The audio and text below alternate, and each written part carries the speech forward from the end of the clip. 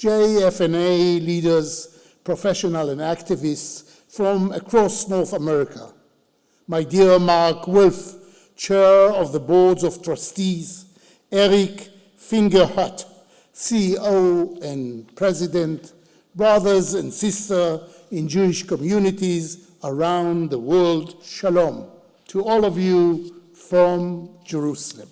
The agenda of this General Assembly is come together. Coming together is what families do in times of challenge. The way that the JFNA and local federations have come together to meet the great challenges of Corona and to care for communities, schools, shuls, as we say in Hebrew, Batei Knesset, families and individuals. We will be remembered in the Jewish history as a shining example of the ideal of Kol Yisrael Chaverim, of mutual responsibility. While the pandemic is keeping us physically apart, it has also brought Israel and the global Jewish community closer together. Several years ago, at the General Assembly in Tel Aviv, I said that we need to talk, and even more importantly, we need to listen. Well, I believe that we have become better listening to one another and in supporting one another.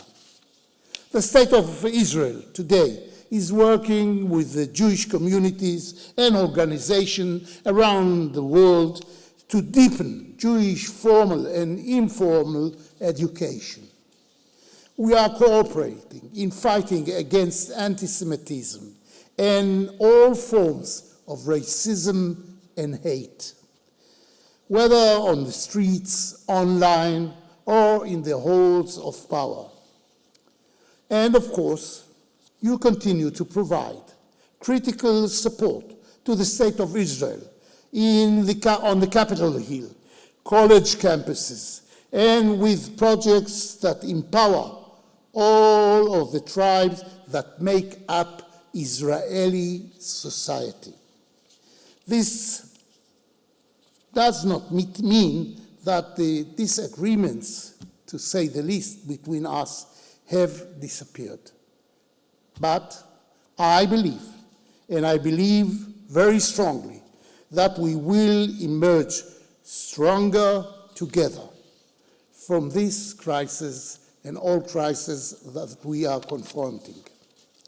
We must always remember that the Jewish people do not share common interests, we share a common destiny.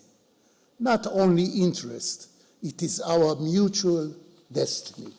Friends, just as we are working together to tighten the bonds between Israel and the global Jewish community, we are also working together to expand the circle of peace in the Middle East. I know that years of efforts by Jewish leaders played a key role in making the peace between Israel and the UAE and Bahrain possible. I hope and I believe that the historic Abraham Accords can also open the door to new future of trust and cooperation with our Palestinian neighbors as well.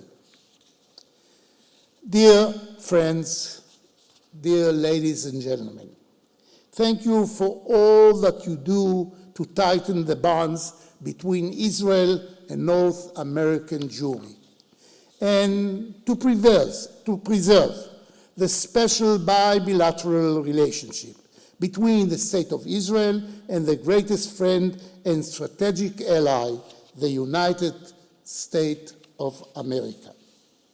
I wish a successful General Assembly and look forward to welcoming you back to Jerusalem. So as we say, next time in Jerusalem, not next year in Jerusalem, next time, and I hope it would be sooner than we think about. All the best, and God bless all of you.